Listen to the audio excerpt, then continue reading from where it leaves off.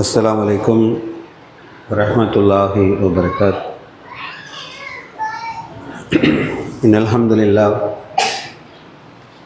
ஹம்துலில்லாஹி நஹ்மதுஹு வ நஸ்தஈனுஹு வ நஸ்தக்ஃபிருஹு வ நு'மினு பிஹி வ நதவக்கலு அலைஹி வ நஅஊது பில்லாஹி மின் ஷுரூரி அன்ஃபுஸினா வ மின் ஸய்யிஆத்தி அஅமாலினா மன் யஹ்திஹில்லாஹு ஃபலா முதில்ல லஹு வ மன் யுضللஹு ஃபலா ஹாதிய லஹு. وأشهد أن لا إله إلا الله وحده لا شريك له وأشهد أن محمدا عبده ورسوله أما بعد. أعوذ بالله من الشيطان الرجيم. بسم الله الرحمن الرحيم. يا أيها الناس اتقوا ربكم الذي خلقكم من نفس واحدة وخلق منها زوجها وبث منهما رجالا كثيرا ونساء واتقوا الله الذي تساءلون به والأرحام إن الله كان عليكم رقيبا. يا أيها الذين آمنوا اتقوا الله حق تقاته ولا تموتن إلا وأنتم مسلمون. يا أيها الذين آمنوا اتقوا الله وقولوا قولا سديدا يصلح لكم أعمالكم ويغفر لكم ذنوبكم ومن يطع الله ورسوله فقد فاز فوزا عظيما. فإن أصدق الحديث كتاب الله وخير الهدي هدي محمد صلى الله عليه وسلم وشر الأمور محدثاتها كل محدثة بدعة كل بدعة ضلالة وكل ضلالة في النار. اللهم صل على محمد وآل محمد كما صليت على إبراهيم وعلى آل إبراهيم إنك حميد مجيد. اللهم بارك على محمد وآل محمد كما باركت على إبراهيم وعلى آل إبراهيم إنك حميد مجيد. قال الله تعالى في القرآن العظيم والفرقان المجيد حتى إذا ما جاءوك شهد عليهم سمعهم وأبصارهم وجلودهم بما كانوا يعملون. என்னை மிகுந்த எல்லாம் அல்லாஹ்வின் நல்லடியார்களான மார்க்க சகோதர சகோதரிகளே, அல்லாஹ்வை நினைவு கூறுகிற இந்த அழகிய ஜும்மாவுடைய சபையில் மறுமை நாளை பற்றிய சில நினைவூட்டல்களை அல்லாஹ் ரப்பல் ஆலமீன் அருள்மறை கூறியிலிருந்து நாமும் இங்கே நினைவுகூர்ந்து மறுமை வாழ்க்கையில் வெற்றி அடைவதற்கு அல்லாஹுடைய கட்டளைகளை பேணி வாழக்கூடிய செய்திகளை கேட்டு அதை நடைமுறைப்படுத்துகிற உறுதிமொழி எடுக்கிற நிர்பாக்கியத்தை அல்லாஹ் ரப்பல் ஆலமீன் நம்ம இதயங்களுக்கு தந்தரட்டும் அழகிய பிரார்த்தனையோடு என்னுடைய ஆர்வம் செய்கிறேன். என்னை மிகுந்த எல்லாம் அல்லாஹ்வுடையவர்களே, நான் முன்பு ஓதிய வசனத்தின் பொருளாக அல்லாஹ் சொல்கிறான். 41வது அத்தியாயம் 20வது வசனம். ஹத்தா இதா மா ஜாஊக ஷஹித அலைஹிம் சம்உஹும் வ அப்சாருஹும் வ ஜுலூதுஹும் பிமா கானூ யஅமலூன். மறுமை நாளில் அவர்கள் இறுதி நாளை அடையும் போது அல்லாஹ் சொல்கிறான், அவர்களின் காதுகளும் அவர்களின் தோள்களும் அவர்கள் செய்து கொண்டிருந்த காரியங்களை பற்றி அவர்களுக்கு சாட்சி கூறும். அந்த தோள்களை நோக்கி இந்த மனிதன் பேசுவான். அந்த நாளில் எங்களுக்கு எதிராக நீங்கள் சாட்சி சொல்லுகிறீர்கள் என்று அந்த தோள்களை நோக்கி அந்த மனிதனை பேசுவான். அப்பொழுது அந்த தோள்கள் பதில் சொல்லும், எல்லா பொருளையும் பேசச் செய்து அல்லாஹ்வே எங்களையும் பேசும்படி ஆக்கி வைத்தான் என்று நமது தொழில்கள் நமக்கு எதிராகவே பேசும் என்று அல்லாஹ் ரப்பல் ஆலமீன் கடுமையான சாட்சியத்தை நீங்கள் தப்ப முடியாத சாட்சியின் கையில் இருக்கிறது என்று சொல்லி காண்பிக்கிறான். நாம் திரும்பிய திசையமெல்லாம் அல்லாஹ்வுடைய அத்தாட்சிகளும் இருக்கின்றன. ஒருபுறம் நாம் பேசுவதை உண்டு விடாமல் பதிவு செய்கிற வானவர்கள் இருக்கிறார்கள், மலக்குமார்கள் பதிவு செய்து கொண்டிருக்கிறார்கள். இன்னொரு பக்கம் யாரும் இல்லையே என்று எந்த ஒரு தவறையும் நீங்கள் செய்துவிட முடியாது. அல்லாஹ் ரப்பல் ஆலமீன் உங்கள் தோள்களே உங்களுக்கு எதிராக சாட்சியாக கொண்டு வருவான். இந்த உடல் இல்லாது பூத உடல் இல்லாத எந்த ஒரு செயலையும் நான் செய்ய முடியாது, இந்த உலகத்தில் செய்ய முடியாது. அப்படி தவறாக செய்யக்கூடிய ஒரு காரியம் உண்டு என்று சொன்னால் நமது சிந்தனைகள் தான் என்ன செய்யணும். அதையும் அல்லாஹ் உட சொன்னான். வயின் துப்து மாஃபி அன்ஃபுஸிகும் அது துஃபுஹு யுஹாசிபுக்கும் இல்லா. அந்த நாளில் உங்கள் இதயங்கள் செய்தவற்றை சிந்தித்ததை பற்றி நாம் வெளிக்கொண்டு வருவோம். பூத உடல் செய்கிற தவறும் வெளிப்படுத்த போது தோள்கள் சாட்சி சொல்வதன் மூலமாக ஏதாவது செய்திகள் நமக்கு காதுகள் மூலமாக வந்த என்று கேட்டால் அல்லாஹ் சொல்ல, காதுகளையும் உங்களுக்கு எதிராக சாட்சி சொல்ல வைப்போம். உங்கள் கண்களின் மோசடியும் உங்கள் இதயங்களின் மோசடியும் நாம் அந்த நாளில் கொண்டு வந்து விடுவோம். சுற்றுச்சூழ அல்லாஹுடைய கண்காணிப்பு நம்மை நோக்கி இருக்கிறது. இதையும் தாண்டி மனிதன் இதை உணர்ந்து கொண்ட பிறகும் நாம் என்ன செய்கிறோம்? நம்மை அறியாது மறுமையை மறந்து வாழ்கிறோம். மறுமையை ஓரங்கட்டி வாழ்கிற வாழ்க்கையைத்தான் வாழ்கிறோம். அல்லாஹ் ரப்புல் ஆலமீன் இந்த மறுமை வாழ்க்கையை நீங்கள் தயவுசெய்து அலட்சியப்படுத்துங்கள் என்று சொல்லி காண்பிக்கிறான். அதோடு இந்த உலக வாழ்க்கையின் அலங்காரமும் உங்களை ஈர்த்துவிட வேண்டாம். ஏன்னா மறுமை என்பது எந்த கண்களும் கண்டிராத, எந்த காதுகளும் கேட்டிராத, கற்பனை செய்ய முடியாத ஒன்றுதான் சொர்க்கம், பரிசு. ஆனால் இந்த உலகத்தில் மனிதன் தன் கண் முன்னே காணுகிற எல்லா சுகங்களை தான் அவனுக்கு முன்னே ஈர்க்கப்படும். அவன் இதயம் இயல்பாக அப்படி படைக்கப்பட்டிருக்கிறது. இயல்பாக நம்ம இதயம் கண் முன்னே காணுகிற சுகங்களைத்தான் ரசிக்க தோணும். நாளை என்பதை பின்னர் பார்த்து கொள்ளலாம் என்ற மனநிலையிலே நாம் தயாரிக்கப்பட்டிருக்கிறோம். ஆனால் இறை நம்பிக்கையாளன் உங்கள் பார்வையில் அகப்பார்வையை வைத்துக் கொள்ளுங்கள், தூரமாக பாருங்கள், மறுமை ஒன்று இருக்கிறது, அங்கே சுகம் இருக்கிறது என்று நீங்கள் நம்புவீர்கள் என்று சொன்னார். இந்த உலக வாழ்க்கையை உங்கள் மயக்கிவிட வேண்டாம். அல்லாஹ் குர்ஆனில் 20வது அத்தியாயம் 131வது வசனம், வல தமூதன் ஐனக இலா மத்தனா பிஹ அஸ்வாஜன் மின்ஹும் ஜஹரத்துல் ஹயாத்தி துன்யா லினஃப்தினகும் ஃபீஹி ரிஸ்கு ரப்பிக ஹைரு வ அப்கா.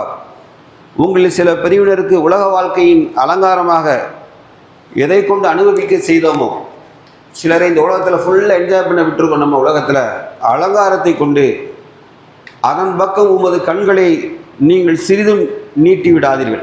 அல்லாஹ் ரெண்டு சொல்கிறான், அதை பக்கம் கண்களை திருப்பிடாதீங்க. அது அவர்களை சோதிக்கவே உமது இறைவன் வழங்க இருப்பது, அது அவங்களை சோதிக்கதான். ஆனால் அல்லாஹ் உங்களுக்கு வழங்க இருப்பது, இந்த உலக அலங்காரத்தை மறந்து நீங்கள் வாழ்ந்திருந்தால் அல்லாஹ் உங்களுக்கு வழங்க இருக்கிறதை சிறந்ததும் ஆகிரத்து ஹைரும் அபுக்கா, நிலையானதும் ஆகும். நிலையான ஒன்றை ரப்புல் ஆலமீன் உங்களுக்கு அழகானது வைத்திருக்கிறான். இந்த உலகத்தில் அலங்காரங்கள் சுகங்கள் எல்லாமே அழிந்து போகக்கூடிய ஒன்று தான். எந்த ஒரு உலகத்தில் காணுகிற எந்த ஒரு அழகும் நிரந்தரம் என்று யாராலும் உறுதியாக சொல்ல முடியுமா? எந்த ஒன்றும் இல்லை. வாகனங்களாக இருக்கலாம், வீடுகளாக இருக்கலாம், நமக்கு இருக்க தோட்டம் அழகிய தோற்றமாக கூட இருக்கலாம், நமது கையில் இருக்க செல்வங்களாக இருக்கலாம், நமக்கு கொடுக்கப்பட்ட அறிவு எதுவாக இருந்தாலும் சரிதான். அல்லாஹ் நான் எதையும் என்ன செய்வான், ஒரு நிமிடத்தில் காணாமல் பண்ணிடலாம். நிமிடம்லாம் கிடையாது, வினாடி தான். கண்ணுமைக்கும் நேரத்தில் ஒன்றில்லாமல் போவதை நாம் காண முடியும் இல்லையா? இப்படித்தான் மூசா அலைஹிஸ்ஸலாம் காலத்தில், ஃபிரௌனுடைய காலத்தில் ஹாமானுடைய செல்வங்களை பார்த்து பிரமித்து போனார்கள். வாழ்க்கை என்றால் இதுதான வாழ்க்கை, எவ்வளோ மாட மாளிகைகள், செல்வங்கள், அவங்களுடைய சாவிகளின் கஜானாவின் சாவிகளே பெட்டி கணக்கில் ஒட்டகத்தில் சுமந்து வரக்கூடிய வச்சிருக்கு. அல்லாஹ் கண்ணு முன்னாடியே செல்வத்தை காமிட்டான். யாருக்குத்தான் ஆசை வராது? எல்லோரும் வாழ்க்கை என்றால் இதுலவா வாழ்க்கை என்று கிடைத்த போது அல்லாஹ் ரப்புல் ஆலமீன் ஒரே வினாடி என்ன பண்ணிட்டான்? பூமியை உள்வாங்க என்றான். பூமியை உள்வாங்க என்றான்.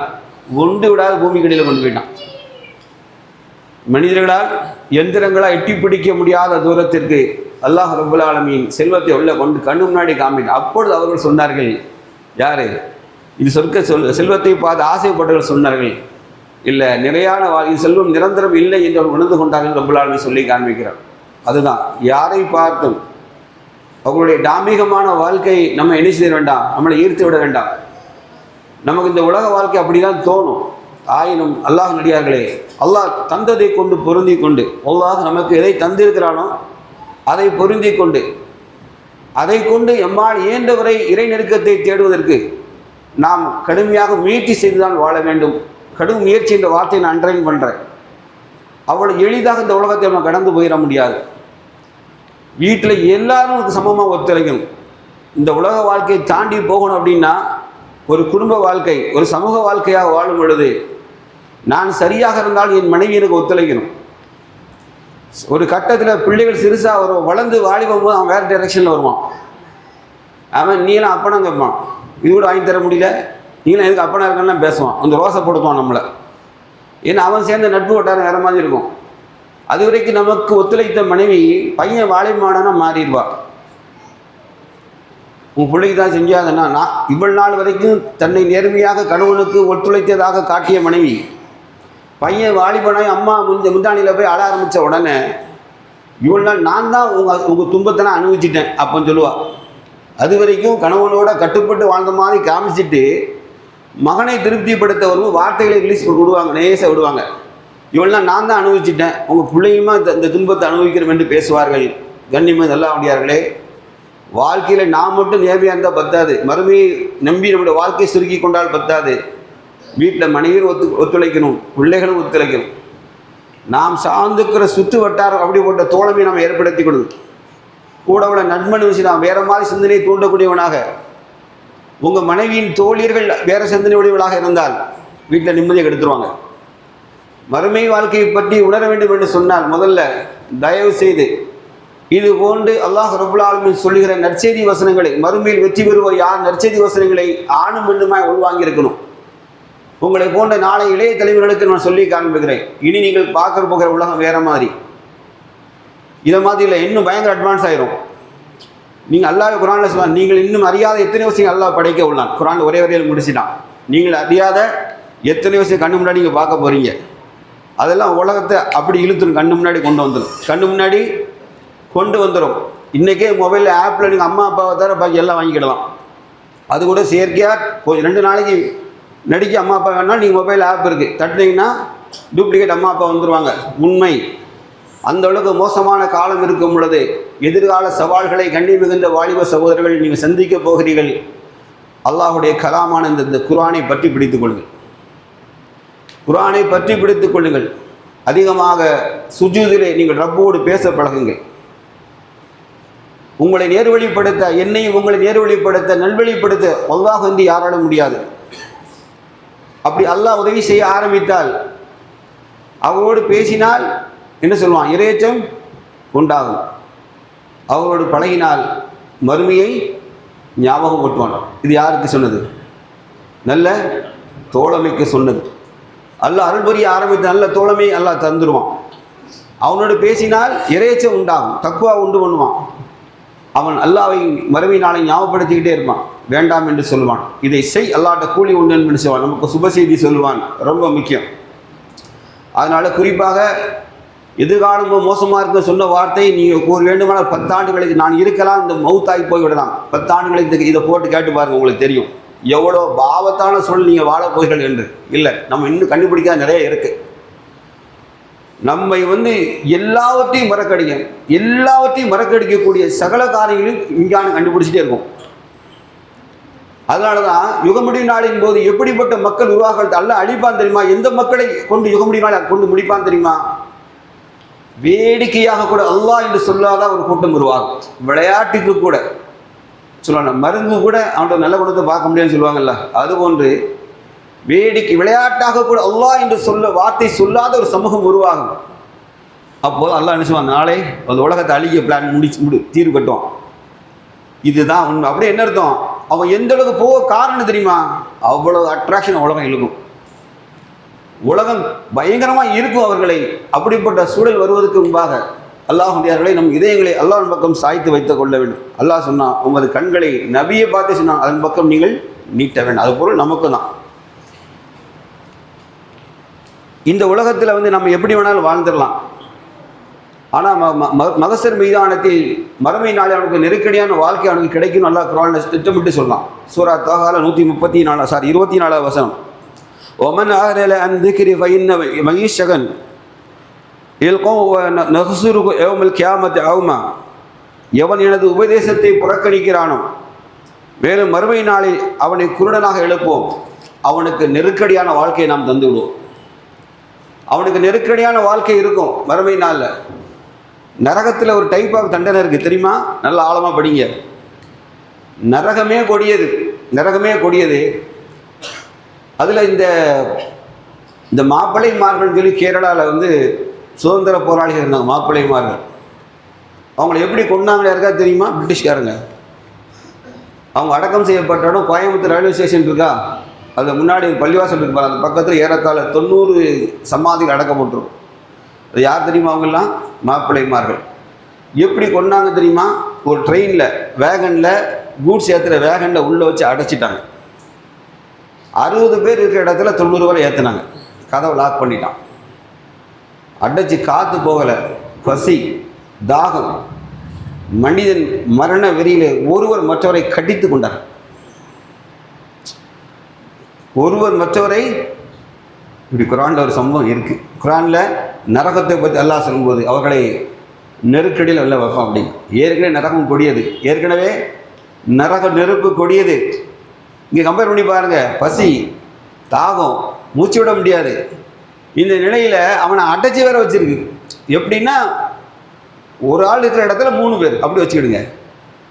எங்கே நீங்கள் தப்ப முடியாது அடைக்க. அதே போனால் நரகம் சூழப்பட்டுரும். நரகம் இன்னும் கற்பனை செய்ய முடியாத தண்டனை. ஆனால் அல்லாஹ் சொல்லி காமிக்கிறான். அப்படி என்றால் அல்லாஹ் சொன்னான் மறுமையில் அவர்களுக்கு நெருக்கடியாக இருக்கும். அப்போ நீ எதுக்குப்பா, நீ ஏன் நீ அல்லாஹ் சொல்லுவான், அவன் கேட்பான், துன்பத்தி ஆளாவன்னு சொல்லுவான். கால ரப்பி லிமா சகத்தனி அவமாவாக குருத்து பஷீரா. என் ரப்பே, நான் பூமியில் பார்வையுடையனாகவும் இருந்தேன், இப்போ என்னை குருடனாகவும் ஆக்கி வச்சிருக்கேன், கண்ணும் தெரியலை, இங்கே நெருக்கடியும் இருக்குது, ஏன் இந்த நிலைக்கு நீ ஆளாக்கினா என்று மனிதன் அந்த நாளில் பேசுவான். அப்போ சொன்னார் கால கதாலிக்கு அவ்வா அப்படித்தான் அது ஆயாத்து நாஃபின் நசீதகாவ கதாலிக்கல் யோம துன்சா. இவ்வாறு தான் இருக்கும், நமது வசனங்கள் உன்னிடம் வந்தன, அதனை நீ மறந்து விட்டாய், அவ்வாறு இன்றைய தினம் நீயும் மறக்கடிக்கப்படுவாய் எல்லாம் சொல்லிடுவோம். என்ற குரான் வசனம் உங்கள்கிட்ட எல்லாம் வந்து சேர்ந்துட்டு எல்லாருக்கும் வந்துட்டு, நம்ம படித்தோமா இல்லையா நமக்கு தெரியாது, ஆனால் வந்துட்டு படிக்க நம்ம தலையெழுத்து, படிக்க வேண்டியது தலையெழுத்து. இதை ஈமான் கொண்ட பிறகு, திருக்குரான் ஈமான் கொண்ட பிறகு நாம் படிக்கல, நீங்கள் யாரும் தப்பலாம் முடியாது. ஏன் படிக்கவில்லை அடுத்த அதுக்கு ஒரு தண்டனை ஆயிரும். ஏன் படிக்கவில்லை என்று அடுத்த, ஏன் ஈமான் கொண்டதை நீ முதல்ல உணரணும்ல. ஆமன்துபில்லாஹி மலாயிகத்தி குத்துபி, வேதங்களை நம்பிக்கை கொண்ட, வேதம் இல்லை வேதங்களே நம்பிக்கை கொண்ட மக்கள் நாம் என்றால் நாம் அதை படிக்கணும், அதைப்படி சரியாக பின்பற்றணும்னு சொன்னால் மக்களை நினைத்து பாருங்கள், அந்த நாள் மோசமாக இருக்கும். 2வது அல்லாஹ் ரப்பல் ஆலமீன் 2வது அத்தியாயம் 47 வசனத்தை சொல்றான், வானர்கள் அவர்கள் உயிர்களை கைப்பற்றும் போது முகத்திலும் முதுகிலும் பலமாக ஓங்கி அடித்து உயிர்களை பறிக்கிற அந்த நாளை நினைத்து பாருங்கள் நல்லா சொல்றான். அல்லாஹ்வை மறந்து மறுமை வாழ்க்கையை மறந்துட்டு வாழக்கூடிய, உலகத்தை அனுபவிக்க நினைக்கக்கூடியவர்களுக்கு மரணமே கேடாய் அமையும் நல்லா சொல்றான். நெருக்கடியான வாழ்க்கை என்பதை தயவு செய்து புரிந்து கொள்ள வேண்டும் மக்களை. இந்த உலகத்தை ரொம்ப இப்போ சொல்றேன், அடுத்த வினாடி இங்கே இப்படி கடந்த உடனே இந்த பயான்லாம் மறந்துடும். உலகம் அவ்வளோ சூப்பர் ஃபாஸ்ட்டாக இருக்கும். உலகம் அடுத்து சூப்பர் ஃபாஸ்ட்டு. நீங்கள் இந்த சபையில் அமர்ந்து கூட மறுமைக்காக ஒரு செயல் திட்டத்தை தீட்ட முடியாத அளவுக்கு வேகமாக உங்களை நகர்த்தும் இந்த உலகம். வீட்டில் போய் உட்கார்ந்து அடுத்த எதையும் சிந்திக்க முடியாத அளவுக்கு அடுத்த அலுவல்கள்லையோ ஏதோ ஒரு காரியத்தை நகர்த்தி கொண்டு போகும் என்றால் அல்லாஹ் அதை தான் சொன்னான், இந்த உலகம் அலங்காரம் தான், இந்த உலகம் அலங்காரம் தான், அதை தாண்டி நீங்கள் வெளியே வரணும் அப்படிங்கிறான். அதை தாண்டி நீங்கள் வெளியே வாங்க. 2வது பொன்னையும் பொருளையும் சேகரித்து வைத்துக் கொண்டவர்களுக்கு அல்லாஹ் கேடுதான் அப்படிங்கிறான். நீங்கள் பாருங்கள், நிறைய பேர் செல்வத்தை கோடிக்கணக்கில் சம்பாதிச்சு வச்சுருக்கான். ஆனால் அவங்கள்ட்ட போய் நீங்கள் எதாவது கேட்டிங்கன்னா 10 பைசா இல்லைன்னு சொல்லுவான். அதுக்கு அவன் பேசுவான் பாருங்க, பேச்சு அவன் பையனுக்கு 100 ஹதீஸ் அவன் ரெடியாக வச்சுருப்பான். ஹதீஸ் மண்டலமே அவன்கிட்ட இருக்கும். 7 லட்சம் கிதாப் அவன் பேரே எழுதலாம் அப்படி சொல்லுவான், ஹதீஸாக சொல்லுவான். 10 பைசா இல்லைம்மா. அல்லாஹ் சொல்கிறான், பொன்வெளியை சேமித்து வைத்து கொண்டு 7வது அத்தியாயம் 34, 35 வசனம் அல்லாஹ் சொல்கிறான், பொன்வெளியை சேமித்து வைத்து கொண்டு இறை பாதையிலே செலவு செய்யாதிருக்கிறாளே அவர்களுக்கு கேடுதான், நோவிலை தரும் வேதனை உண்டு என்று நன்மாராயம் கூறுகிறார். எல்லாம் சொல்லலாம், சுப செய்தி சொல்லுங்க, அவனுக்குலாம் வாழ்த்து சொல்லிடுங்க, நல்ல நக்கலாக சொல்லுவாங்க இடத்துல. எப்படி சொல்லலாம், சுப செய்தி சொல்லுங்கள் அவனுக்கு. பொன்னையை வெளியே சேகரித்து வச்சுக்கிட்டு இருக்கான். ஏன் தர்மம் செய்ய மாட்டேக்கான்னு தெரியுதா? 2 காரணம். ஒன்று வெளியே வேஷம் போடுறது, ஒன்றும் இல்லாத மாதிரி வேஷம் போடுறது. வேஷம் போட்டால் இவனும் கேட்க மாட்டான், அவரே பாம்பா அப்படிமா. இன்னொன்று, நான் சம்பாதிச்சேன் திமிரு. அல்லாஹ் தந்தான்ங்கிற அடிப்படை சிந்தனை இல்லை. அல்லாஹ் நாம் உழைத்தோம், ஆனால் அல்லாஹ் தான் செல்வத்தை நமக்கு கொட்டுகிறான் என்ற அடிப்படை அறிவு இல்லாமல் தான் சம்பாதித்ததாக இருக்கிறான். 3வது இன்னொரு காரணம் ஷைத்தானுடைய தோழமை. ஷைத்தான் நீங்கள் தர்மம் செய்தால் உங்கள் கழுத்துக்களை இறுக்குகிறான் ஷைத்தான். கஞ்சனுக்கு, யாருக்கு? இவன் கஞ்சனாக இருக்கிறான். மறுமை நாளை கஞ்சத்தனம் உடையவனுக்கும் மறுமைக்கு எந்த சம்பந்தமும் கிடையாது, தெரிஞ்சுக்கிடுங்க. முதல்ல கஞ்சத்தனம் உடையவனுக்கும் சொர்க்கத்திற்கும் எந்த கனெக்ஷன் கிடையாது. கஞ்சர்கள் யாருடைய ஏஜென்ட் கேட்டால் அவர் சைத்தான ஏஜென்ட். கஞ்சர்கள் இதனால என்ன விளைவு ஏற்படுதெல்லாம் கவனிச்சுடுங்க. இது அவனுடைய முடிகிறது அல்ல. பொன்வெளியை சேமித்து வைத்துக் கொண்டு இறைபாதிலே செலவு செய்யாதிருந்தால் அல்லாஹ் தான் தன் நாடியரை செல்வந்தனாகவும் தன் நாடியரை செல்வத்தை சுருக்கியும் வைத்து இந்த உலகம் என்ற கால சுக்கிரத்தை அல்லாஹ் சுழட்டுகிறான். அப்படித்தானே? எல்லாரும் டாட்டா பிராமணன் எவன் தான் வேலை செய்கிறது. ஒருவருக்கு அல்லாஹ் செய்கிற பொருளாதாரத்தை குறைக்கிறான், அவன் தேவைக்காக ஓடுகிறான். ஒருவனுக்கு தொழில் செய்கிற ஆற்றலையும் செல்வத்தையும் கொடுக்குறான், அவன் மூலமாக என்ன செய்கிறான், அவனுக்கு சம்பளத்தை கொடுத்து இயக்குகிறான். இது உலகத்தை இயக்குவதற்காக அல்லாஹ் ரப்பல் ஆலமீன் பொருளாதாரம் என்ற ஒரு செயலையே அல்லாஹ் மனிதனுக்கு மட்டும்தான் வச்சுருக்கான். பிற விலங்குகளுக்கு பொருளாதார ஒரு கொள்கை இருக்கா? அப்படி பொருளாதார சுழற்சின்னு ஒன்று இருக்கா? ஆடு மாடுகளுக்கு ஏற்றத்தாழ்வுகள் எதுவுமே கிடையாது. மனிதனுக்கு இது இருக்கு. அப்பயே சிந்திச்சு பாருங்க, இது மனித வாழ்க்கையோடு பின்னி பிணைந்த ஒன்று. இப்போ இவன் செல்வம் கொடுக்கப்பட்டு இவன் பொன்னையும் வெள்ளியும் கொடுக்க தவறினால் பாதிப்பு எங்க தெரியுமா? அல்லாஹ் ரப்பல் ஆலமீன் ஒரு சாராரை அவனுக்கு நெருக்கமான ஒரு கூட்டத்தை வைத்திருக்கிறான். அதை நீங்கள் நான் உணர்ந்து கொள்வதில்லை. யார் தெரியுமா? பலகீனமானவர்கள். பலகீனமானவர்கள், பசிக்காக தவிப்பவன், பொருளாதாரம் ஏழ்மையின் காரணமாக யாரிடம் சொல்லம் அல்லாஹ்விடத்திலே கண்ணீர் வடித்துக் கொண்டிருப்பவர்கள், தன் தேவைகள் பூர்த்தி செய்ய முடியாமல் தவிக்கிற பலகீன மக்கள். அல்லாஹ்வுடைய தூதர் சொன்ன இவர்களை கொண்டுதான் அல்லாஹ் அந்த பூமிக்கு உணவும் அளிக்கிறான், உதவியும் செய்கிறான். இவர்களை எல்லாம் பார்த்து கொள்ளபடி யாருடைய பொறுப்பு தெரியுமா? பொன்னையும் வெள்ளியும் எவன் சேமித்து வைத்திருக்கான காசை பெட்டியில கட்டி வச்சிருக்கான் பாருங்க. நீங்கள் நாம் அல்தகுல் அல்லாஹை பயந்து கொள்ளணும். இது உங்களுக்குரியது கிடையாது. இதில் ஒரு பங்கு யாருக்கு உண்டு தெரியுமா? இது ஏழைகளுக்குரியது, சேவையில மக்களுக்குரியது. அங்கே பொருளாதாரம் போய் சேரவில்லை என்று சொன்னால் இந்த உம்மத்துகளுக்கு எதிராக கொடுக்கப்பட்ட செல்வந்தர்களுக்கு எதிராக அவர் அல்லாஹ் இடத்தில் கையேந்திடுவாங்க. அல்லாஹ் இடத்தில் கையேந்துவார்கள். அல்லாஹ் நாடினால் இம்மையிலும் அவர்களை நாசத்தை ஏற்படுத்துவான். இல்லை என்றால் மறுமை நாடு மோசமாக இருக்கும் அவர்களுக்கு. ஆகவே தான் நான் பலமுறை என்ன சொல்லுவேன், என்னை நிறைய பேர் திட்டலாம் செய்வாங்க, எனக்கு அதை பற்றி கவலை இல்லை. ஒரு சாரார் கண்ணு முன்னையே ஏழ்மையிலும் வறுமையிலும் நோயிலும் தவிக்கும் பொழுது இவன் 15 உம்ரா பண்ணிக்கிட்டு இருப்பான். எங்கப்பா இருக்க? நம்ம என்னன்னா சரிதான் தான், நோம்பில் உம்ரா தான் அப்படிமா. நீ அங்கேயே செத்துரு நான் சொல்லுவேன். உன் உம்ராக்கு சம்மந்தம் இல்லை. உன் உம்ரா வச்சு அழு. இந்த உம்ரா உனக்கு தண்டனையாக தான் மாறும், தெரிஞ்சுக்கிங்க. பக்கத்து அண்டை வீட்டுக்காரன் யாராக இருக்கக்கூடாது, பசியால் இருக்கக்கூடாது. அண்டை வீடு எதெல்லாம் அண்டை வீடு தெரியுமா? வலதுபுறம் 40 வீடு, இடதுபுறம் 40 வீடு. எவனா பார்த்துருக்கானா? 15 கட்சி 15 உம்ரா செய்கிறவனா இருக்கான் அந்த சமூகத்தில். பெருமையாக அடிப்பான். அவன் சொல்லுவான், நாங்கள் போனேன்னா அங்கே மக்கா ஹரம் ஷரீஃபே தவாபே நடக்காதம்மா. முட்டாள்களா உங்கள் செல்வம் உங்கள் விவாதத்தில் அழிவில் கொண்டு விட்டுரும், பேர் அழிவில் விட்டுரும். தெரிஞ்சுக்கணும். சாதாரணமாக நினைக்காதீங்க, மார்க்கத்தை தப்பாக வழங்கிடாதீங்க.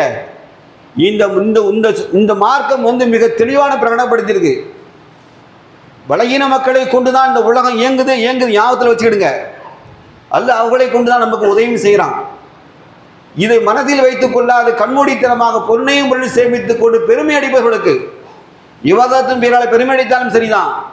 நீங்கள் சதக்காவை முறையாக செய்யாது போனாலும் சரிதான்.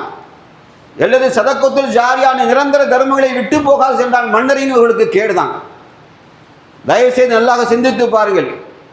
இப்படி ஒரு சிஸ்டம் இஸ்லாத்தில் சொல்லப்பட்டது ஏன் சொல்லப்பட்டது என்பதை இந்த சமூகம் உன்னிப்பாக கவனித்தால் அல்லாஹ்வுடைய நெருக்கத்தை நோக்கி நகரலாம்.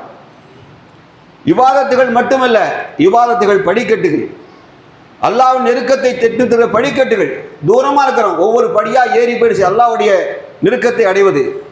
இபாதத்துகளோடு சுருக்கிவிடக்கூடாது. இல்லமல்கள் செல்வங்களால் பூர்த்தி செய்யப்படுது. அநேகமாக ரொம்ப கவனமாக நம்ம செய்ய தவறினால் அல்லாஹ்வுடையார்களே நிச்சயம் அல்லாஹ் கேள்வி கேட்பான். சும்மத்து சலுன யௌமைதின் அணிநெய்யும், உங்களுக்கு கொடுக்கப்பட்ட அருட்கொடைகளை பற்றி மறுமை நாளை விசாரிப்போம் என்று இஸ்லாம் சொல்கிறது.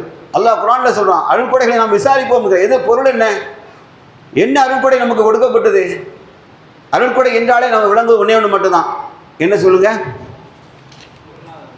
நமக்கு மண்டையில் அறிவது மட்டும்தான் எட்டும். அருட்கொடைனாலே காசு தான் அருட்கொடை இந்த சமூகம் விளங்கி வச்சிருக்கு. காசு மட்டுமல்ல, அறிவு, உடல் வலிமை இல்லையா? உடல் வலிமை, நம்மகிட்ட இருக்கிற சொல்வாக்கு செல்வாக்கு. இவர் சொன்னால் நடக்கும்னு சொல்கிறாங்கல்ல, இது யார் தந்தது உங்களுக்கு? இது கண்ணியத்தை யார் தாரா? அதை கொண்டு நீ என்ன செய்தா என்ற கேள்வி வருமா வராதா? சொல்வாக்கு செல்வாக்கு இவைகள்லாம் அல்லாஹ் தர்றது இல்லை. அருட்கொடை என்றால் நம்ம காசுன்னு மண்டையில் ஏற்றி வச்சிருக்கான். ஒருவனுக்கு அறிவு ஞானம் அல்லாஹ் கொடுக்குறான்.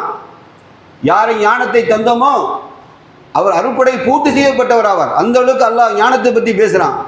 அந்த ஞானத்தை கொண்டு அவன் இந்த சமூகத்துக்கு செய்த பலன் என்ன, செய்த நற்காரியங்கள் தான் என்னென்னு சிந்தித்து பார்க்க வேண்டாமா? இதெல்லாம் அருட்கொடை இல்லையா? அல்லாஹ் ரப்பல் ஆலமீன் இதையெல்லாம் விசாரிப்பேன்னு சொல்கிறான். ரொம்ப லேசாகலாம் கடந்து போக முடியாது. எல்லா வண்டியார்களே ஒவ்வொன்றுக்கும் ஸ்ட்ரிக்டாக இருக்கு. அதான் சொன்னேன், மனிதனுக்கு எகென்ஸ்டாக பேச தெரியுமா? அவனுடைய கண்கள், இதயங்கள், காதுகள், செவிகள், அவனுடைய தோள்கள் எல்லாமே அவனுக்கு எகென்ஸ்டாக இருக்க போகுது. அதோட இதா ஜுல்சிலத்தில் அரு ஜில்சாலகா வஹ்ரஜத்தில் அஸ்காலஹா கால இன்சானு மாலகா, அது என்ன தெரியுமா? அதோடைய தப்சீரை படித்து தலை சுற்றிட்டு எனக்கு நம்ம நிற்கிற பூமி இருக்குல்ல, இந்த பூமி நமக்கு சாட்சி சொல்லுமா? இந்த பூமி இந்த ஃபாரன்சிக் ரிப்போர்ட்டில் வந்து நிறைய தடைகள் இவெல்லாம் கண்டுபிடிக்காமல் பாருங்க. அதில் முக்கியமான ஒன்று என்ன தெரியுமா? யாராவது சொல்லுங்க பார்க்கலாம். ஃபாரன்சிக் ரிப்போர்ட்டில் முக்கியமான ஒன்று இருக்குது தெரியுமா? அந்த இடத்த போனோன்னு யாரும் கிட்ட போக விட மாட்டாங்க. போலீஸ் ஆஃபீஸர்ஸ் கூட தூரன்னு தான் அப்படி கையில் வைக்க மாட்டாங்க. ஏன் சொல்லுங்க பார்ப்போம்? மனிதன் உடம்புல டெட் செல்ஸ் இருக்குல்ல, டெட் செல்னு சொல்லுவாங்க. இறந்து போன மனிதன் உடலில் இருந்து இறந்து போன செல்கள் கொட்டிக்கிட்டே இருக்கும். நம்ம அறியாது கொட்டிக்கிட்டே இருக்கும். நீங்கள் எல்லாம் பவர்ஃபுல் ஜூமிங் கேமரா வச்சு பார்த்தீங்கன்னா இப்படி கையை ஆட்டினா என் கைகளை டெட் செல் அந்த இடத்துல வந்துடும். குற்றவாளியை மேட்ச் பண்ணதுக்கு டிஎன்ஏ எடுத்துருவான், டெஸ்ட் எடுத்துருவான். நல்லா மனிதன் அவன் அறிவுக்கு இவ்வளோ சிந்திக்கிறான். மனிதன் அறிவுக்கு இவ்வளோ சிந்திக்கிறான். அல்லாஹ் சொன்னான், உங்கள் பூமி உங்களுக்கு எதிராக நிற்குமா?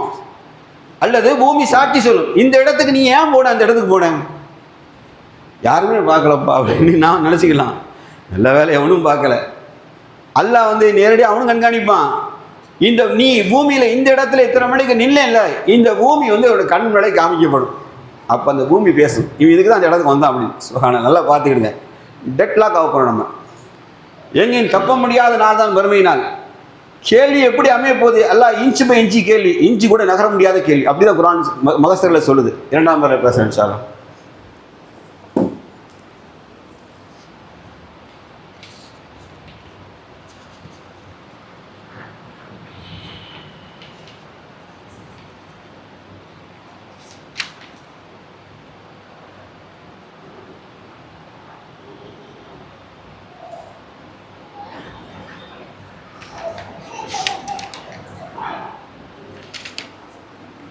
அல்ஹம்துலில்லாஹ் நஹ்மதுஹு ஸல்லல்லாஹு அலைஹி வஸல்லம் கரீம். அம்மா பாத். மிகுந்த எல்லாம் அல்லாஹ்வின் நல்லடியார்களே, அல்லாஹ் ரப்பல் ஆலமீன் 103வது வசனம் 1லேருந்து 5 வரைக்கும் அல்லாஹ் குற்றச்சாட்டாக சொல்கிறான். மனிதனை பற்றி அல்லாஹ் குறை பேசுதான். எப்படிப்பட்ட கேரக்டர்னு கேட்டால் வயலுல்லி குல்லி உமசத்தின் உமசா, குறை பேசி புறம் பேசுவதற்கு கேடுதான். அடுத்தவனை பற்றி இந்த வெட்டி பயிலாக உட்காந்து என்ன செய்ய வேண்டியது, அடுத்தவனை பற்றியே பேசிகிட்டு இருக்கிறது. அடுத்தவனை பற்றி அது நல்லது பேச மாட்டான், அவன்கிட்ட நல்லது 1000 வந்துடும், அதை பேச மாட்டான். இந்த நாக்குக்கு எது டேஸ்ட்டாக இருக்கும் தெரியுமா? இனிப்பாக இருக்கும், டேஸ்ட்டாக இருக்கும். ஆனால் அதை மாதிரி இந்த நாவு இருக்குல்ல, புறம் நாவு இருக்குல்ல, இதுக்கு அதிகமாக புறம் பேச ரொம்ப டேஸ்ட்டாக இருக்கும். இந்த நாவுக்கு டேஸ்ட்டு பேச ஆரம்பித்தா அடுத்தவனை கழுவி குடிக்குன்னு சொல்லுவாங்க நம்ம ஊர் பாஷையில். இந்த கழுவி குடித்தா செம்ம டேஸ்ட்டாக இருக்கும். நோம்பு கஞ்சியோட டேஸ்ட்டாக இருக்கும். இழுத்து போகும், சட்டி சட்டியாக உள்ளே போகும். ஏன்னா ஷைத்தான் வந்து என்ன செய்வான், உனக்கு அதை சுவையை ஏற்படுத்திடுவோம். 2 அல்லாஹ் சொல்கிறான், குறை பேசி புறம்பேசுவதற்கு கேடுதான். அல்லது மாலம் வாக்குதா, பொருளை சேகரித்து எண்ணிக்கொண்டே இருக்கிறான். என்ன செய்கிறான்னா, பொருளை சேகரிக்க மட்டும் இல்லை, நைட்டு போய் ஃப்ரீயாக இஷா தொழுதுக்கு போய் உட்காந்து அப்படியே பீரோல திறந்து சுபானல்லா ஒன்று ஊதுபத்தியை வச்சு சுத்த தான் மாட்டான். அப்படியே அவன் தான் 500 ரூபா காலையில் வச்சுருப்பான். அந்த 500 ரூபா திருப்பி இருக்கான்னு ஒரு வாட்டி எண்ணிட்டு கூட வச்சுக்கிடுவான். ஏன்னா அல்லாஹ் குர்ஆன்ல சொன்னான், எண்ணிக்கொண்டே இருக்கிறான். இது அல்லாஹ் சொன்ன உண்மை தான். அல்லாஹ் கரெக்டாக தான் சொல்லுவான். சில பேர் அவன் தான் 10,000 ஒன்று வச்சுருப்பான், இருந்தாலும் நைட்டு 10 மணிக்கு ஒரு ரீசெக்அப் பண்ணிக்கிட்டு 10,000 இருக்காப்பா அல்ஹம்துலில்லாஹ் மாஷா அல்லாஹ், எல்லாம் அதுக்கெல்லாம் கடுமையாக இருக்கும், வச்சுட்டே இருப்பான். அடுத்த சொல்லலாம், ஏசப் அன்ன மால அகலதா, தன் பொருள் தன்னை இந்த உலகில் நிலைத்திருக்க செய்யும் என்று எண்ணுகிறான். அது காரணம் தெரியுமா? இந்த பணம் இந்த உலகத்தில் என்ன சொல்லலாம், காசு இருந்தால் என்ன வேணாலும் மூங்காம்பாரு, இந்த திமிர் பிடிச்சேன்னு நல்லா சொல்லுவோம். காசு என்ன வேணாலும் பண்ணலாம் சொல்கிறான் பாருங்க. உலகில் நிலைத்திருக்க சின்னத்தான் எதை வேணா இந்த உலகத்தில் என்னை தோக்கடிக்கிறது எதையும் நான் காசை கூட நான் அடிச்சுன்னு சொல்கிறான்ல, நிலைத்திருக்க செய்ய வேண்டும் எண்ணுகிறான். அல்லாஹ்வுடையார்களே, உள்ள வாங்கம்மா, கொஞ்சம் வழி விடுங்க, கொஞ்சம் அப்படி நகர்ந்து விடுங்க, அந்த சவர் உட்கார இடங்க. அப்போ இதெல்லாம் அல்லாஹ் சொல்லலாம், இவர்களுக்கு கேடுதாங்கிறான், இவர்களுக்கு கேடுதான். இதெல்லாம் எதுக்கு சொல்லப்படுது தெரியுதா? இந்த கேரக்டர் நம்மகிட்ட இருந்தால் திருத்திக்கணும். ஃபர்ஸ்ட் என்ன செய்யணும்னா, இது அடுத்தவரை போய் கண்டுபிடிக்க முடியாது. முதல்ல நான் அடுத்தவங்க புறம் பேசிகிட்டு இருந்தேன்னா முதல்ல இந்த டோரை மூடிக்கணும். இந்த டோரை மூடிக்கிட்டா அடுத்தவனுக்கு புறம் பேச நிறுத்திடணும். அதே மாதிரி நமக்கு காசை எப்போ பார்த்தாலும் காசை அள்ளிக்கிட்டே இருக்கணும்னு மன சிந்தனை இருக்கும் என்று சொன்னால் அதையும் மாற்றிக்கணும். செல்வத்தின் மேலே மோகம் ஒன்று செய்யக்கூடாது. ராத்திரி பகலா இன்னிட்டே இருக்கக்கூடாது. அல்லாஹ்வுடைய தூதர் ஹதீஸை சொன்னாங்க, அழகிய ஹதீஸ். ஆதமுடைய மகன் எல்லாவற்றையும் என்னது என்கிறான். எதை பார்த்தாலும் எனக்கு தான்பா, எனக்கு தனக்கென்றே ஆசைப்படுகிறான். என்னதுங்கிறான். அவன் உண்டதை உண்டு கழித்ததை தவிர, அவன் உண்டு கழித்ததை தவிர வேற ஒன்று அவனுக்கு சொந்தம் கிடையாது. என்னாச்சு இதுக்கு கீழே போன அவனுக்கு அவன் மகனுக்கு குடிப்பியா? உன் காதல் மனைவி கட்டில உண்ட பிள்ளை பெற்று கொடுத்தால காதல் மனைவிக்கு இந்த தொண்டைக்கு கீழே பெட்டி எடுத்து தரணும். உன் மொண்டாட்டிக்கு திம்பலவ எதை உண்டு கழித்தாயோ அது உனக்கு தான் நிறைய, எவனும் எடுக்க மாட்டான். நீ வாந்தி எடுத்தாலும் சரி, பேதியில் போனாலும் சரி, ரெண்டில் போனாலும் எவனும் என்ன செய்ய மாட்டான். முன் சொத்துக்கு வாரிசாக்கம் அவங்க கூட என்ன செய்ய மாட்டான். எங்கள் அப்பா வாந்தினா அள்ளி வீசுவான வழியா பத்திரமா பெட்டியில் வச்சு எங்கள் அத்தை எடுத்த வாந்தி அள்ளி வைக்க மாட்டான். எங்கள் அத்தை லூஸ் மோஷன் போனார், கடைசியாக போனார், உயிர் போகும்போது போச்சுன்னு சொல்லி அள்ளி வச்சிருக்க மாட்டான். அது உன்னை சேர்ந்தது தான். அடுத்து என்ன தெரியுமா, எதை உடுத்தி கிழித்தாயோ அது உன்னை சேர்ந்தது. ஏன்னா போட்டுற சட்டையை கூட செகண்ட் ஹேண்ட் நூற்றுன்னு கொடுக்கலாம். அக்காலத்தில் பழக்கமாக இருந்திருக்கு. இப்போவுமே ஃப்ரெண்ட்ஸுகள் கூட மாற்றி போட்ட பழக்கம்னா ரூம்மேட்ஸில் நான் பேச்சுலர் ரூமில் இருக்கிறவங்களாம் மாற்றி போட்டுக்கிடுவாங்க. என்ன சொல்லுதான் பாருங்க வார்த்தை, எதை உடுத்தி கிழித்தாயோ அது உன்னை சேர்ந்தது. உடுத்தி கிழிச்சுன்னு வச்சு எவனும் போட மாட்டான். வலை இருந்து ஓட்ட சட்டையை மட்டும் ஆரம்பமா எவ்வளோ க்ளோஸ் பண்ணுறாங்க, ஏல கிழிஞ்சதையெல்லாம் தருவம் கேட்பான் இல்லையா. அடுத்தது எதை தர்மமாக செய்தாய் அது உன்னை சேர்ந்து. நெகட்டிவாக பேசி ஒரு பாயிண்ட் ப்ளஸ்ஸாக கொண்டு வந்துருப்பாங்க. எதை நீ தர்மமாக செய்தாய், அல்லாஹ்வுக்காக, அதுவும் அல்லாஹ்வுக்காக செய்தாய், அதுதான் உன்னை சேர்ந்து. இந்த வாழ்க்கை தத்துவம் இதாங்க. இந்த வாழ்க்கை தத்துவம் தான். எதையும் அவனு தூக்கிட்டு போக முடியாது. நல்லதை செஞ்சு வச்சுட்டு போயிரு. உனக்குன்னு ஒன்று அங்கே கொண்டு போக நினைச்சியா, தர்மம் செய். அது தர்மம் செஞ்சு இஸ்லாம் சொல்கிறது. மறுமையை நம்பக்கூடிய மக்களுக்கு இது அல்லாஹுடைய மகத்தான தாட்சி. அல்லாஹ்வை மறுமையாளை நம்பக்கூடியவர்கள் சில காரியத்தை செய்ய வேண்டாம் என்று நபி ஸல்லல்லாஹு அலைஹி வஸல்லம் சொன்னார்கள். சொல்கிறாங்க பாருங்க. சரி, அல்லாஹ்வை மறுமை நாளை நம்பக்கூடிய ஒருவர் ஆடைகளின்றி குளியல் அறைக்குள் நுழைய வேண்டாம். ஆடைகளின்றி குளியல் அறைக்குள் நுழைய வேண்டாம். எதுக்காக சொல்லப்படுது அப்படின்னா, க்ளோஸ்டு டோர் சில இடங்கள்லாம் அடிக்கணும். பாத்ரூம்லாம் ரொம்ப க்ளோஸ்டெல்லாம் இருக்காது. அது மாதிரி சூழல்கள் என்ன செய்யக்கூடாது, ஆடைகளின்றி குளியல் அறைக்குள் நுழையக்கூடாது. நீங்கள் வெட்கப்படுவதற்கு யார் போதுமானவன் சொல்லுங்கள்? அல்லாஹ்வே போதுமானவன். பொதுவாக அல்லாஹும்ம இன்னி அஊது பிக்க மினல் குப்ஸி வல் கபாயிஸ் அந்த துவா கேட்டு உள்ளே போயாச்சுன்னா நம்மை விட்டு நல்ல வானர்கள் வெளியேறிடுவாங்க. கக்கூஸ்குள்ளே வந்து நம்ம கூட நிற்க மாட்டாங்க, கழிவறைகளை நிற்க மாட்டாங்க. அது கழிவறை. இது குளியல் அறைங்கிறனால குளியல் அறையும் சில விட செப்பரேட்டாக இருக்கும் இல்லையா. செப்பரேட்டாக இருக்கிற இடத்துல பொதுவாக திரைகள் இல்லாத மறைவிழா இடங்களில் வீட்டில் அம்மா இருப்பாங்க, அத்தா இருப்பாங்க, அண்ணன் தம்பி இருப்பாங்க, தங்கச்சி இருக்கலாம், அல்லது அண்ணனுடைய மனைவி இருக்கலாம். நீங்கள் பாட்டு நினைச்சிடக்கூடாது. ஆடையின்றி அல்லாஹ்வை மறுமை நாளை நம்பக்கூடியவர்கள் வார்த்தைகளை கவனிச்சுங்க. குளியல் அறைக்குள் ஆடையின்றி நுழைய வேண்டாம். தனது மனைவியையும் இது போன்ற குளியல் அறைக்குள் நுழைய செய்ய வேண்டாம். தனது மனைவியரையும் பொது குளியல் அறைகளுக்குள், எங்கன்னா பொது குளியல் அறைகளுக்குள் நுழைய செய்ய வேண்டாம். குளியல் அறைகளுக்குள்ளே நம்ம எங்கே போய் குளிக்கா? குற்றாலிக்கு அடுத்த மாதம் கிளம்பிடுவாங்க. நோம்பு முடிஞ்சோடனே நிறைய தப்பீர் போட்டு ஊராக வேன். நம்ம ஊரில் இத்தனை வேன் போய் சொர்க்கத்துக்கு போகுது, மேலப்பாளையம் ஊரில் இத்தனை வேன் சொர்க்கத்துக்கு ஜன்னத்துக்கு கிளம்பியாச்சுன்னு சொல்லி அப்படியே ஊற்று போடுற மாதிரி போட்டு ஃபேமிலியாக அது வெளிநாட்டுக்கு வந்துட்டாருன்னா அப்படியே அந்த மருமகன் வந்து வீட்டில் மாமியா அம்மா அப்பாலாம் வாழ்க்கையில் கூட்டு போயிருக்க மாட்டான்.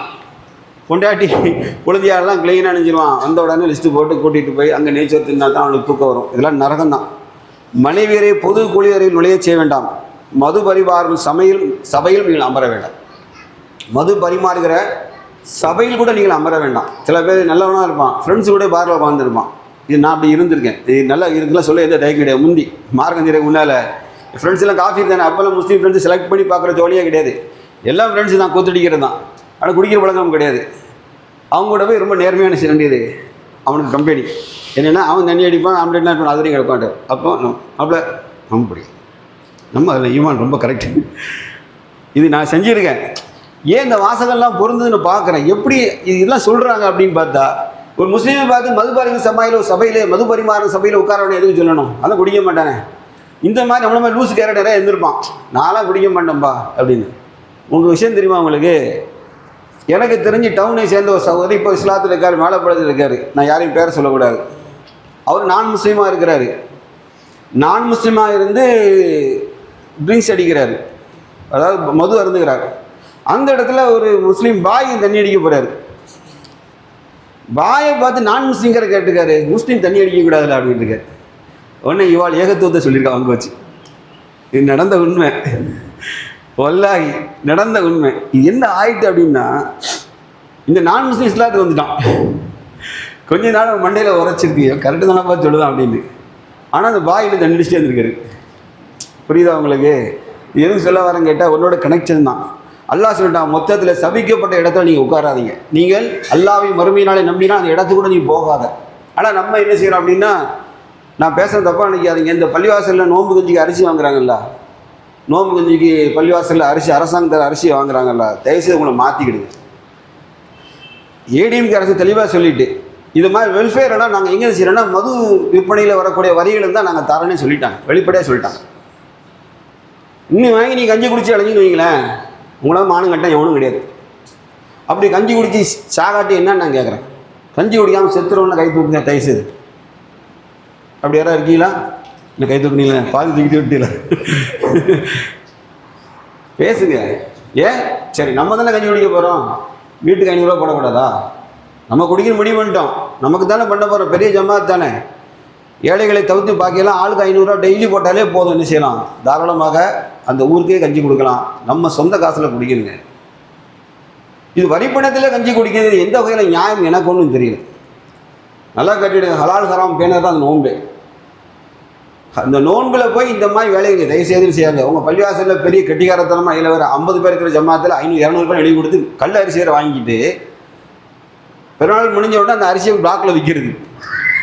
ஹோட்டலில் 3 ரூபாயாம், வெளியே அந்த அரிசி கடத்தி விற்கிறோன்னா 5 ரூபாய்க்கு விற்பானா. இவங்க டிஸ்கவுண்ட்டில் கொடுக்கணும்.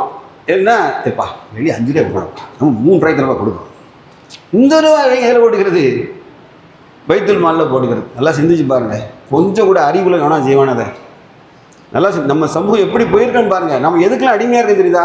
கஞ்சி, கொட்ரா, சம்சா, சட்னி இப்படி ஆக்கிட்டா நம்மளை. இதை உரிமைக்கு குரல் கொடுக்காம அரிசி தரவில்லை என்றால் கலவரம் சொல்லி விஷயமா இயக்கங்களாக சொல்லும். இந்த ஆட்சியில் எங்கள் அரிசியை குறைச்சிக்கிட்டான். நல்லா சிந்திச்சு பாருங்கள். இதெல்லாம் நான் பேசுறது சரியாக தவிர நீங்கள் தான் சிந்திக்கணும். நான் சொல்கிறேன் என் கடமை. அரசாங்கம் தெளிவாக சொல்லிவிட்டு எங்களோட வெல்ஃபேர், அரசுக்கு கொடுக்குற வெல்ஃபேர் எல்லாமே மதுவுடைய வலிமை. ஏன்னா அரசாங்கத்தில் ஃபண்டே கிடையாது, உங்களுக்கே தெரியும். வெளிப்படையாக கவர்மெண்ட் தடுமாறுது. மாறி மாறி முஸ்லீம்கள் அறிவாளித்தனமாக சொல்ல வேண்டாமா? அரசாங்கம் அரிசி தர வேண்டாம், நாங்கள் பார்த்துக்கிடுவோம். அரசின் சுமையை குறைக்கும் சொல்லியே நாகரிகமணி விலகலாமே. அப்போ அரசாங்கம் நீங்கள் பரவாயில்ல, முஸ்லீம்கள் இந்த விஷயத்தில் விட்டு கொடுக்குறாங்கன்னு அப்படியா நினைப்பாங்கல்ல? நம்ம மார்க்கத்துக்காக சொல்கிறோம். ஒரு வகையில் நமக்கு நல்ல சர்பேர் தான் ஏற்படுத்தும். தயவுசெய்து அதை புரிந்து கொள்ளணும். அல்லாஹ்வியார்களே, அதே போன்று அண்டை வீட்டாரை நீங்கள் அல்லாஹ்வையும் மறுமை நாளை நம்பக்கூடியவர்கள் அண்டை வீட்டாரை கண்ணியப்படுத்தட்டும். நீங்கள் பேசினால் நல்லதை பேசட்டும், இல்லை என்றால் வாய்மொழி மௌனமாக இருக்கட்டும் என்று சொன்னார்கள். அல்லாஹ்வை அண்டை வீட்டாரை கண்ணியப்படுத்துவது மறுமை நாளுக்கு தொடர்பு இருக்கு. நல்லதே பேசுங்கள், இல்லை என்றால் வாய்மொழி நீங்கள் மௌனமாக இருந்து நபி ஸல்லல்லாஹு அலைஹி வஸல்லம் சொன்னார்கள். கண்ணியமிகுந்த அல்லாஹ்வியார்களே, அல்லாஹ்வுடைய தூதர் கேட்ட துஆ என்ன தெரியுமா? இறைவா, மறுமை வாழ்க்கை என்று வேறு வாழ்க்கையே இல்லை என்று சொன்னார். எந்த இடத்துல சொன்னாங்க தெரியுமா? அல் அஹ்ஸா போருக்கு குழி தோண்டிகிட்டு இருக்காங்க. நெடுநாள் முயற்சி அது. ஏன்னா பெரிய எக்யூப்மெண்ட்ஸ்லாம் அவங்கள்ட்ட கிடையாது. தன்கிட்ட இருந்த ஆயுதங்களை வச்சு என்ன செய்கிறாங்க? குழி தோண்டப்படுது. இப்போ சகாபாக்கள் பசியால் தவிக்கிறார்கள். அப்போ ஒரு நபி தோழர், அல்லாஹ்வின் தூதரே, உங்கள் தோழரெல்லாம் பசி தாங்க முடியாமல் வயிற்றில் சப்பை கல்லை துணியால் கட்டி கொண்டு நின்று குழி வெட்டுகிறார்கள் என்று சொன்னபோது நபி ஸல்லல்லாஹு அலைஹி வஸல்லம் அவர்கள் எனது மேலாடை விலக்கி காண்பித்து, உங்கள் தோழராகிய நான் 2 சப்பைகளை கட்டியிருக்கிறேன், நானும் உங்கள் நிலை தான், உங்களிடம் மோசமான நிலை என்பதை சுட்டி காண்பித்தார்கள். அல்லாஹுடைய அப்போ தான் சொன்னாங்க, வாழ்க்கை என்றால் மறுமைதான் சிறந்த வாழ்க்கை என்று அல்லாஹுடைய தூதர் சொன்னது. அந்த இதெல்லாம் ஒன்றும் துன்பம் கிடையாது, சிறந்த வாழ்க்கை என்பது என்னது, மறுமையில் தான் என்று சொன்னார்கள். ஆகவே நமக்கு வாழ்க்கையில் எந்த கஷ்டம்னாலும் வரலாம், அல்லாஹ்வை குறை கூற மட்டும் வேண்டாம். என்ன கஷ்டம்னா வரட்டும், அல்லாஹ்வை குறை கூற மட்டும் செய்துவிட வேண்டாம். ஏன்னா அல்லாஹுடைய தூதர் மரண தருவாள் சொன்ன உபதேசம் என்ன தெரியுமா? கடைசி நாளுக்கு முந்தைய நாள் சொன்ன உபதேசம், அல்லாஹ் மீது நல்லெண்ணம் கொண்டாமல் நீங்கள் மரணத்தை விட வேண்டாம் என்றார். மௌத்தாயிராதீங்க, அல்லாஹ் எதை வேணா எடுத்துக்கிட்டோம். இந்த குர்ஆன் நிறைய உதாரணத்தெல்லாம் சொல்லிக்கிட்டே இருந்தான். இறை தூதர் முகமது ரசூலுல்லாஹி ஸல்லல்லாஹு அலைஹி வஸல்லம் தந்தை இழந்தவர், தாயை இழந்தவர், தன்னுடைய சிறிய தந்தை இழந்தார். ஹம்சாவை கண்ணு முன்னாடியே கொல்லப்பட்டாங்க. அவனோட ஆண்மகன் எல்லாருமே அல்லாஹ் சின்ன குழந்தையாக இருக்கும்போதே ஆண் வாரிசுகள்லாம் அல்லாஹ் எடுத்துட்டான். தன் மகள் மௌத்தானது அடக்கத்துக்கே போக முடியல நபி ஸல்லல்லாஹு அலைஹி வஸல்லம். அப்படிலாம் அவங்க வாழ்க்கை கடந்து போச்சு. ஒரு நாள் கூட நபி ஸல்லல்லாஹு அலைஹி வஸல்லம் அல்லாஹ் மீது செய்யலை, கருணையை நம்பிக்கை இழக்கலை. அல்லாஹ் குர்ஆன் அதுக்கு தான் உதாரணமாக சொன்னான், அய்யூப் அலைஹிஸ்ஸலாம் நீங்கள் முன்மாதிரியாக எடுத்துக்கிடுங்கன்னு சொல்லி. அவங்கள்ட்ட உறவுகள் போச்சு, சொந்த பந்துகள் போயிட்டு பெருநோயால் பாதிக்கப்பட்டாங்க. அவங்க எல்லாத்தையும் இழந்த போதும் அவங்க சொல்லுவாங்க, ரப்பி ஃபிர் வர்ஹம் அன்த கைரு ராஹிமி, ரப்பே என்னை மன்னிப்பாயாக, ரஹ்மத்தை பொழிவாயாக, நீ கருணையாளரெல்லாம் மகத்தான கருணையாளர் என்று தான் அய்யூப் அலைஹிஸ்ஸலாம் சொன்னார்கள். ஆகவே அல்லாஹ் ரப்பல் அதுக்கு அதை விட சிறந்த எல்லா வளங்களையும் வழங்கியதாக அல்லாஹ் சொல்லுவான். சிலருக்கு நாடினால் இம்மையிலே வழங்கிடுவான், அல்லாஹ் நாடினால் மறுமையில் நமக்கு வழங்குவான். மறுமை என்ற கான்செப்டை அதிகமாக உள்வாங்குவது மட்டும்தான் இந்த உலகில் எந்த துன்பத்தையும் நம்ம எதிர்கொள்ள முடியும். நம்ம இந்த உலகத்தில் நல்லதை தான் நிறைய செய்யணுங்கிற சிந்தனை எப்போதும் கேட்டால் மறுமையின் மீது அதிகமான ஆழமான நம்பிக்கை வரும்போது தான். அல்லாஹ்வுடைய தூதர் நமக்கு சொன்ன உபதேசத்தில் முக்கியமான தெரியுமா? இறைவா, எங்களை இம்மையின் பிள்ளைகளில் ஒருவனாக ஆக்கி விடாதே. வார்த்தையை எல்லாம் கவனிச்சுக்கிடுங்க, எங்களை மறுமையின் பிள்ளைகளாக ஆக்கி வைப்பாயாக. நாம் யாருடைய பிள்ளைகளாக இருக்கணுமா? இந்த உலகத்தின் பிள்ளைகளாக இருக்கக்கூடாதான். நாம் மறுமையின் வாரிசுகள். நாம் யாரு என்றால் மறுமையின் வாரிசுகள். கதஃப்லக மன்த சக்கா அந்த வசனம் வருதில்ல, யாருடைய வாரிசுகள்? ஜன்னத்துல் ஃபிர்தௌஸ் என்ற சொர்க்கத்தின் வாரிசுகளாக நாம் இருக்கணும் என்றால் கண்ணியமிகு அல்லாஹ்வுடையார்களே, மறுமையை முன்னிறுத்தி நம் வாழ்க்கையை நாம் அமைத்து கொள்ள வேண்டும். செயல்களில் இந்த உலகத்தில் ஒரு பாதிப்பு ஏற்படும் என்று நாம் கருத்தில் கொண்டால், இறைவா இதைவிட சிறந்ததை தாயின் அல்லாஹ்விடத்தில் கேட்கிற அந்த உள்ளம் நம்மகிட்ட வராதவரை மறுமையை நோக்கிய பயணம் என்பது நமக்கு கடினமாகத்தான் இருக்கும். மறுபடியும் நான் சொல்லி என்னுடைய உரையை நிறைவு செய்கிறேன். கண்ணியமிகு அல்லாஹ்வுடையார்களே, ஆண்களாக இருக்கட்டும் பெண்களாக இருக்கட்டும், இந்த உலகம் நம்மை மயக்கிவிட வேண்டாம். இந்த உலகத்தில் நம்ம வாழ்க்கை நெருக்க போக போக க்ளோஸாக நெருங்க நம்மளை மறுமை விட்டு தூர நகர்த்தி கொண்டு போயிட்டே இருக்கும். தயவு செய்து நல்ல தோழமை ஏற்படுத்திக் குறிப்பாக நல்ல தோழமை, நல்ல மார்க்க ரீதியான உறவுகளை அமைத்துக் கொள்ளுங்கள். திருக்குரானுடைய தொடர்பை அதிகப்படுத்திக் கொள்ளுங்கள். திருக்குரான் அல்லாஹ்வோடு நான் சொன்னதே போன்று சுஜூதிலே அதிகமாக அல்லாஹ்விடத்தில் பேச பழகுங்கள். தன் ரப்புவோடு பேச இதயங்கள் பேச பேச பேச அல்லாஹ் நமக்கு நிறைய வழிகாட்டுதலை தருவான். அல்லாஹ்வுடைய தூதரோட சொர்க்கத்தில் இருக்க நானும் ஆசைப்பட்டு என்று கேட்டபோது சொன்ன உபதேசம் என்ன தெரியுமா? நீங்கள் சுஜூதை அதிகப்படுத்துவதன் மூலம் எனக்கு நீங்கள் உதவி செய்கிறார்கள் என்று சொன்னார்கள். சுஜூதை அதிகப்படுத்தும் பொருள் என்ன? அல்லாஹ்வுக்கு நெருக்கமான காரியம். அங்கே கேட்கிற துவாக்கள் அல்லாஹ்விடத்தில் அங்கீகரிக்கப்படும் என்று சொன்னார். தன் தேவைகளுக்காக அல்லாஹ்விடத்தில் அதிகமாக துவா செய்யக்கூடியவர்கள், சுஜூதிலே துவா செய்யக்கூடியவர்கள் அல்லாஹ் நேசிக்கிறான். இந்த உலகம் நிச்சயமாக நம் மயக்கும், நம்மை வேகமாக நகர்த்தி கொண்டு போய்விடும். பொன்னையும் பொருளையும் சேகரித்து கொண்டு பிறரை போன்று செல்வந்தர்களாக வாழ ஆசைப்படுவனர். மறுமையில் யார் வெற்றியாளர்களோ இறைவா அவர்களை போன்று வாழ்வதற்கு எங்களுக்கு அருள் புரிந்து அல்லாஹ்விடத்தில் சிறந்த துஆவை கேளுங்கள். அல்லாஹும்ம இன்னி அஸ்அலுக ஆஃபியத ஃபித் துன்யா வல் ஆஹிரா. இறைவா, இந்த உலகில் சிறந்த வளங்களையும் மறுமை நாளில் சிறந்த வளங்களையும் எங்களுக்கு தந்து அருள் புரிவாயாக, நன்மைகளை வழங்குவாய் என்று அல்லாஹ்விடத்தில் கேட்க வேண்டும். சாதாரண நினைக்கிற பொதுக்குளியல் அறையில் குளிக்கிறது, பெண்கள் இந்த மாதிரி குற்றாலத்துக்கு போகிறது கூட இஸ்லாம் மறுமையோடு சம்மந்தப்பட்டு பேசுது. உங்கள் உறவுகளை யாராக அப்படிப்பட்ட இருந்தால் முதல்ல ஆண்கள் புற நிறுத்துங்க, அப்படின்னா தான் பெண்கள் நிறுத்துவாங்க. நீங்கள் மட்டும் அவங்க ஒரு லாஜிக் கேள்வி வைப்பாங்க, நீங்கள் மட்டும் வரீங்க அப்படிம்பாங்க டக்குன்னு, நீங்கள் மட்டும் வரீங்க, புரியுதா? ஆண் இனத்தை குளிச்சாலும் கவர்ச்சி கிடையாது, ஆனால் பெண்ணுக்கு அப்படி இல்லை. அதே அவள் உணர்ந்து கொள்ள மாட்டாங்க. முதல்ல நீங்கள் தவிர்த்து எடுங்களேன். சரிப்பா, குற்றாலம் போகலைன்னா சொர்க்கம் போக மாட்டேங்குதுலாம் கைது நான் தெரிஞ்சுக்கிறேன். ஆண்கள்லாம் குற்றாலம் போகலைன்னா சொர்க்கம் போக முடியாது அப்படின்னு இருக்கா? அப்படி இல்லை, அப்படி குற்றாலத்தில் போயினா இந்த சுற்றுலாவை பற்றி எனக்கு சொல்லுங்கள் அல்லாஹ்வின் தூதரே, நான் சுற்றுலா செல்ல அனுமதி தான் சஹாபாக்கள் கேட்டாங்க. சுற்றுலா செல்ல அனுமதி தாருங்கள். நபி ஸல்லல்லாஹு என்ன சொன்னாங்க தெரியுமா? அப்படியா, யாரெல்லாம் போறீங்க, எங்கே போகிறீங்களா கேட்டாங்க. அதெல்லாம் கேட்கல, ஒரே பதில் தான், இந்த உம்மத்துக்கு சுற்றுலா என்பது ஜிகாது தான். நாங்கள் என்னவா ஜிகாத், இறை பாதையில் கிளம்பி போகிற போருக்கு போகிற வழியில் நீ பார்த்துக்க வேண்டியதான். போகிற வழியில் உடனே நம்மளை ரெடியாக குரான் வசனம் வச்சுருப்பான், அதான் நேரத்துக்கு ரெடியாக வச்சுருப்பானே. அல்லாஹ் நீ பூமி எங்கும் சுற்றி திரிந்து அல்லாவோட அத்தாட்சியை பார்க்கவில்லையா என்று சொல்லுகிறானே. ஓ, நீ பொண்டாட்டியை கொண்டு கொடைக்கானல் அதுதான் புரியும். பொண்டாட்டி ஏதோ மலை உச்சியை பார், இந்த மேகத்தை பார், அது அல்லாவோட அத்தாட்சி பொண்டாட்டியை காணிச்சிட்டு இருக்கியா? இரடா கதை விடுதீங்க. அதுக்கு தான் நான் உண்மையாக சொல்லுங்கள், அதுக்கு தான் போகிறீங்களா? உண்மையாக சொல்லுங்கள், அல்லாவோட அத்தாட்சி காண போகிறீங்களா? அப்படி பார்த்தா குரான் நல்லா சொன்னான், நீங்கள் பூமியுடைய ஓரங்களை பார்க்கவில்லையா? பூமியின் நிலப்பரப்பு சுருங்கி வருவதை நீங்கள் காணவில்லையா? அல்ல கியாமத்தின் அடையாளத்தை சொல்லிட்டு வராதில்ல. பூமி நிலப்பரப்பு சுருங்கிட்டு கடல் மட்டம் கூடியிருக்கா இல்லையா? தனுஷ்கோடி மாதிரி பார்த்தீங்கன்னா அழிஞ்சிக்கல, பூமி நிலப்பரப்பு குறைஞ்சிட்டு வருதுல்ல. அல்லாஹ் சொன்னான். அப்படின்னா நீ கடற்கரை வரமாக போயிட்டே இருக்கீங்களா? ஒரு ஹதீஸை சொன்னால் அதை ஏற்றுக்கணும். இந்த உம்மத்துக்கு சுற்றுலா என்பது என்ன தெரியுமா? அது ஜிகாது தான். அல்லாஹ் கூட தெளிவாக சொல்லிட்டாங்க. அதனால் எதுக்காகனா இந்த உலகத்தில் லயித்து போயிடக்கூடாது. எந்த அளவுக்கு இருக்கான்னா, இந்த சம்மரில் இருக்கும்போதே பணக்காரன் என்ன செய்வான்னா, கொடைக்கானல் ஊட்டிடும் பிள்ளைகள் ஸ்கூல் லீவ் எக்ஸாம் முடியும்னு பார்த்துட்டு அப்போவே ரூம் புக் பண்ணிடுவான். நீங்கள் பாருங்கள், நீங்கள் கூகுளில் செக் பண்ணி பாருங்கள், இந்த மாதிரி டூரிஸ்ட் ஸ்பாட்டுகளுக்கெல்லாம் யார் அதிகமாக புக் பண்ணிப்பாங்க கேட்டால், நம்ம முஸ்லீம்களை பணக்காரம் உள்ள வேலை நேரம் போலேன்னா காசை வச்சுக்கிட்டு பொண்டாட்டி பிள்ளையும் கூட்டிகிட்டு அடுத்த ஏப்ரலுக்கு மேக்கு என்ன செய்வான், இப்போவே புக் பண்ணி வச்சுருப்பான். நோம்பு இல்லைன்னா மட்டும், நோம்பு இருந்துன்னா போக மாட்டான், நோம்பு இல்லைன்னா போயிடுவான். அப்படின்னா என்ன தெரியுதா? உலகத்தை அனுபவிக்கிறது, டிஸ்ட்ரிபியூட் அனுபவிக்கிறது. இதுக்கு இஸ்லாத்துக்கு எந்த சம்மந்தமும் இல்லை. அல்லாஹ்வுடையார்களே, அல்லாஹ் ரப்புல் ஆலமீன் இந்த ரமலான் மாதம் நம்முடைய இதயங்களை அல்லாஹ்வின் பக்கம் சாய்க்கிற அதிக வாய்ப்பை தந்திருக்கிறான். நாம் பசித்திருக்கிறோம், தாகித்திருக்கிறோம், நமது இல்ல தேவைகளை ஒதுக்கி வைத்திருக்கிறோம். இந்த நேரங்களில் இறை நெருக்கத்தை தேடிக்கொள்வது அழகிய வாய்ப்பாக இருக்கிறது. நான் அடிக்கடி சொல்வதுண்டு, திருக்குரான்களை நம்ம கொஞ்சம் ஆய்வு நோக்கத்தோடு படிக்கணும்.